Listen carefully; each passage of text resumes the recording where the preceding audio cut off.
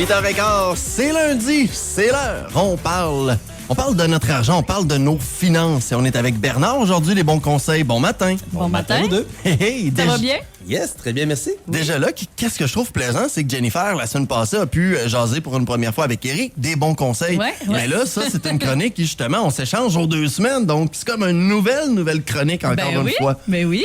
Et j'aimerais commencer avec quoi quand j'aimerais bien commencer? Ben, Bernard, t'as passé un bon 2 semaines? Absolument. Vois-tu, la semaine passée, j'ai eu la chance d'aller en Arizona pour une formation pour le travail. Donc, c'était très amusant et enrichissant. Parfait. Et là, dans le monde des finances, de quoi qu'on parle ces temps-ci? Là, on est 12 mai, il commence à faire beau, mais pas vraiment. C'est quoi qui est sur le pain? Là? C'est quoi qui est sur la planche? Ben, je dirais que présentement, il y en a certains qui viennent de recevoir ou qui vont recevoir leur retour d'impôt. Fait que, il va y avoir des réinvestissements à faire. Il va y avoir, je dirais, la préparation aussi vers l'été. Penser au budget de vacances, réservation de vacances aussi. Ceux qui font du camping, probablement que c'est déjà booké. Ouais, ça se paye pas une semaine avant. Parce que, tu sais, ça se fait en début d'année super rapidement. Mais on est dans la planif en général. Puis justement, j'ai un thème quand même assez général ce matin. Je veux parler de la différence des couvertures qu'on doit avoir, un salarié versus un travailleur autonome. OK. D'accord? Puis on parle de couverture, d'assurance, on parle d'assurance invalidité salaire. Exact. Invalidité, salaire, crédit, un peu tout le package, l'assurance vie, l'assurance maladie grave. Puis tu sais, on en a souvent qui commencent comme salariés, puis éventuellement vont faire le switch. Ou même, tu m'en as parlé avant le début de la chronique, que parfois, on est hybride. Donc, on a un salaire, mais on a un sideline aussi à côté. Donc, c'est ce qu'on va parler ce matin. Parfait. Bon, donc commençons pour peut-être une situation qui semble être pour monsieur, madame, tout le monde. Oui. Tu es salarié, comment ça fonctionne? Bien, d'entrée de jeu, dans le fond, la protection d'assurance la plus importante, on l'a souvent mentionné, ça se trouve être l'assurance salaire. Parce que peu importe, dans le fond, qu'est-ce que tu fais comme métier, qu'est-ce que tu fais que tu veux faire comme métier, la principale source que tu as, puis qu'est-ce que tu dois protéger, c'est ton revenu. Parce que sans revenu, tu as bien beau avoir une belle grosse police d'assurance vie, tu as bien beau avoir full le placement. À un moment donné, tu vas devoir vider ton placement, vider tes placements que tu as faits. Donc, tu n'as pas le choix de le protéger. Un salarié, ben ça a quelques protections. Le premier payeur, avant même que ce soit l'employeur, c'est le gouvernement. Fait que tu es salarié, vous vous blessez au travail, mais il y a la CNESST qui va te couvrir ton salaire. Si jamais il t'arrive quelque chose qui est à la maison, ben, tu vas avoir l'assurance chômage maladie qui va embarquer. Puis, pour plusieurs employeurs, ils vont offrir aussi une assurance collective. Elle peut être de courte durée, ou elle peut être de courte durée et de longue durée. Des fois, juste longue durée, c'est plus rare, mais ça l'arrive. Donc, un ajustement. La manière que ça fonctionne, c'est que lorsqu'on a un employeur qui nous couvre une assurance salaire, bon, ben, dépendamment de notre cadre, parce que ça va arriver que, mettons, les gens qui travaillent dans l'usine versus ceux qui travaillent dans les bureaux, ça va arriver des fois qu'ils n'ont pas exactement la même protection. Ben, parce que les risques sont peut-être pas les mêmes aussi. Les risques sont pas les mêmes, les coûts associés à ça, les salaires, fait qu'il y a quand même beaucoup de choses à valider, à varier. Par contre, lorsqu'on est travailleur autonome, on s'entend, on n'a rien de tout ça. Non. Ça veut dire qu'on perd la CNESST. On n'a pas non plus l'assurance emploi. Donc, on doit être à 100% autonome dans notre prise de couverture. Oui. Lorsqu'on va être travailleur autonome, souvent, on n'a pas en début, on n'a pas de revenus nécessairement à couvrir parce que l'année 1, tu commences avec 0. Exact. T'as bien beau venir d'un domaine, t'étais, par exemple, charpentier, d'accord, t'avais des revenus de 85 000 l'année d'avant, tu pars à ton compte, oui, en général, tu vas avoir des clients qui vont revenir, tu vas avoir des fois des contrats que tu vas être capable de te faire avoir d'anciens employeurs qui vont te donner un petit peu d'ouvrage, mais il n'y a rien de garanti au départ. Donc, souvent, ton assurance salaire va être très petite, mais c'est ta priorité que tu dois faire. Et dès le début. Les années suivante, ben, on va l'évoluer avec l'évolution, dans le fond, de tes revenus. On le voit surtout aussi, les femmes travailleuses autonomes, quand ils tombent enceintes, tout leur congé de maternité, c'est eux, il faut qu'ils se le soient placés pour pouvoir le prendre parce qu'il n'y a pas de... Exact. Fait que, ça fait une méchante différence. Oui, c'était à y penser avant. Là. Oui. Puis c'est pour ça qu'on encourage les gens, lorsqu'ils veulent faire le saut vers l'entrepreneuriat, qui est une bonne idée en soi, mais on doit se préparer d'avance. Faites-le pas sur un coup de tête, puis après ça, regardez regarder, bon, OK, qu'est-ce que je devrais avoir comme couverture? On essaie de mettre les choses en place. Ceux qui ont des assurances collectives, on prend pas pour acquis que, OK, j'ai mes assurances collectives, c'est fine, il me manque rien. Parce que dépendamment, justement, de qu'est-ce que j'ai comme protection, ça se peut que mon long terme soit vraiment pourri ou même désuet, qu'il n'ait pas du tout. Donc, il y en ait un, mais que ce soit pas adéquat ou adapté à ce que toi, t'aurais besoin. Oui, puis des fois, il y en a juste pas aussi du long terme parce que c'est plus dispendieux. Donc, de le valider et quand il y a un manque, souvent, c'est qu'il y a un petit peu trop de passifs, de dettes à côté. Donc, souvent, on va le combler avec une assurance dette. OK. D'accord? Fait que ça, première étape, dans le fond, l'assurance invalidité qui est la plus importante. La deuxième, au niveau des assurances vie. Encore là, au niveau collectif, le gouvernement comme tel ne nous donne pas une protection par rapport à notre travail nécessairement, mais il va avoir une couverture, souvent dans les assurances collectives, qui va couvrir environ une fois notre salaire. Ça peut être 2, ça peut être 1,5 fois. Bref, ça dépend des conventions, dépendamment de ce qu'on est. Exact. C'est sûr que 1 fois, 2 fois notre salaire, lorsqu'on va avoir des prêts, on s'achète une maison, on s'entend, tu sais, déjà là, probablement qu'il va y avoir un manque anyway. Mais il y a une couverture de base.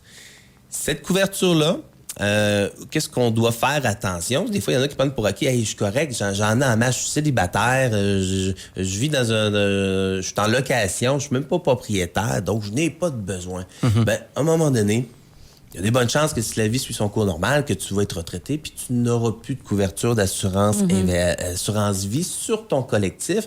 Donc, d'attendre à la dernière seconde pour te procurer une assurance qui t'appartient, une assurance permanente.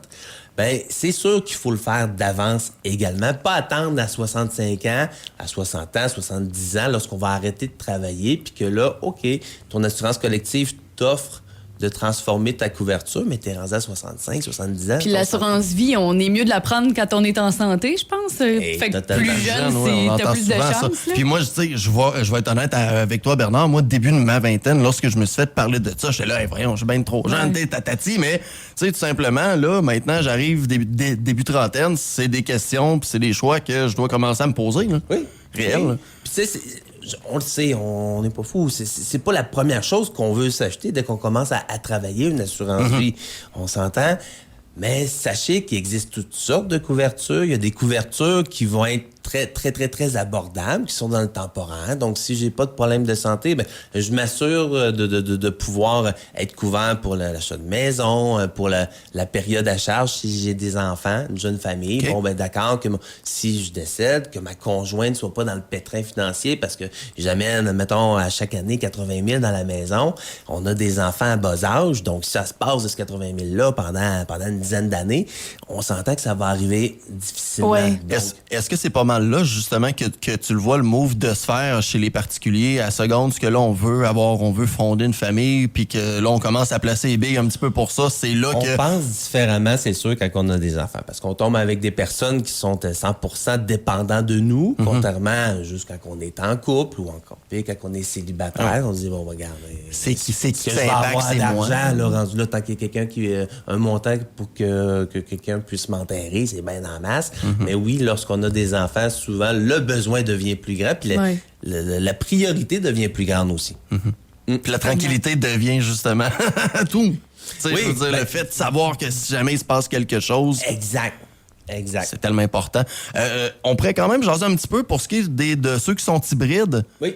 Qu'est-ce que ça l'implique? C'est quoi les avantages? Qu'est-ce qu'on peut faire par rapport à ça si on est un salarié, mais qu'on a une petite sideline, justement, là, puis on en voit de plus en plus aussi avec Internet, tatata, n'importe qui peut quasiment se faire une petite boutique en ligne, mais là, je travaille, je continue.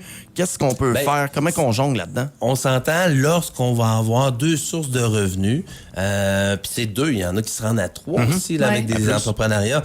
Donc, c'est de valider qu'est-ce que je gagne réellement de revenus, puis qu'est-ce que ça me prend pour arriver. Donc, si, par exemple, mon travail autonome est 100% du gravy, du surplus que moi, dans le fond, pratiquement 100% de cet argent-là, je la mets de côté, ça se peut que tu décides de ne pas nécessairement couvrir ce besoin-là en cas d'invalidité. Puis, dépendamment aussi, c'est quoi ton travail? Est-ce que c'est un travail que si tu es invalide puis que tu fais pas de prospection, je vais admettons, coiffeuse. C'est sûr que coiffeuse, ils ont des frais fixes. On s'entend qu'il va y avoir des frais fixes qui vont demeurer.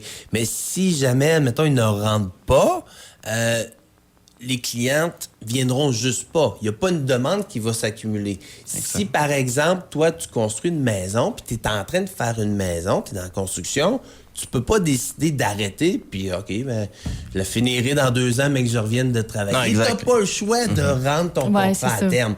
Donc, selon le besoin de cet argent-là supplémentaire, oui, il va falloir le couvrir. Donc, si jamais, justement, j'ai une assurance collective au travail qui couvre super bien mon revenu, qui me donne à peu près en net autour de 85 % de mon revenu que j'ai habituellement, ça se peut que ça soit bien correct, mais là, OK, je vais rechercher une quinzaine de mille par année avec mon travail autonome. Et là, puis j'ai besoin de cet argent-là pour vivre parce que j'ai le train de vie qui va avec ou je planifie prendre une retraite très tôt, puis 100% de cet argent-là, oui, je la place, je n'ai pas de besoin. Mais si demain matin, il m'arrive une bad luck, je ne veux pas être obligé de repousser mon projet de retraite. J'avais l'intention, moi, à 50 ans ou 45 ans, de prendre ma retraite. J'ai pas l'intention de changer mes plans parce qu'il m'arrive une bad luck. Ben, à ce moment-là, même s'il n'est pas nécessaire, pour la personne qui veut réaliser ce projet-là, cette petite différence-là pourrait faire en sorte que son projet principal prennent le bar. Donc, versus rester sur les rails, donc je comprends. Exact. Très intéressant. Est-ce que tu aurais un mot de la fin concernant les polices et les assurances pour aujourd'hui ensemble? Je dirais d'entrée de jeu, juste ne pas prendre pour acquis qu'on a eu quelque chose qui a été mis en place il y a quelques années puis que ça va faire la job pour toujours. Ad vitam aeternam, parce que la vie change. Est-ce que une séparation où tes 2 revenus, à un moment donné, tu tombes du jour au lendemain, que tu es tout seul à payer, ça se peut que ta protection d'assurance salaire était suffisante au travail, mais que maintenant, si t'arrives de quoi, c'est pas les enfants qui vont t'aider à faire les paiements, que là, il faut que tu couvres tes dettes. Donc, il y a plusieurs choses. Changement d'emploi, un nouvel emploi, l'arrivée d'enfants. Bref, il y a beaucoup de situations qui peuvent susciter l'avantage ou l'intérêt de remettre en doute et de réévaluer notre protection. On revient parce que chaque situation est unique. On a besoin du bon conseil. Exact. Appelez-les, la gang des bons conseils. Bernard Paquette, Éric Veilleux, toute l'équipe, toujours là pour vous. Merci beaucoup. Merci. On se reparle la semaine prochaine. Salut! Bye bye. Desbonsconseils.com vous a été présenté par Éric Veilleux et son équipe située au 135-25 boulevard Lacroix à Saint-Georges. De la naissance d'un enfant au transfert d'un patrimoine, différentes stratégies s'offrent à vous. Parce que chaque situation financière est unique. Vous devez vous assurer d'en tirer le maximum. Notre équipe d'expérience est là pour vous donner les bons conseils dont vous avez besoin. Communiquez avec nous au 228-72-24 ou desbonsconseils.com.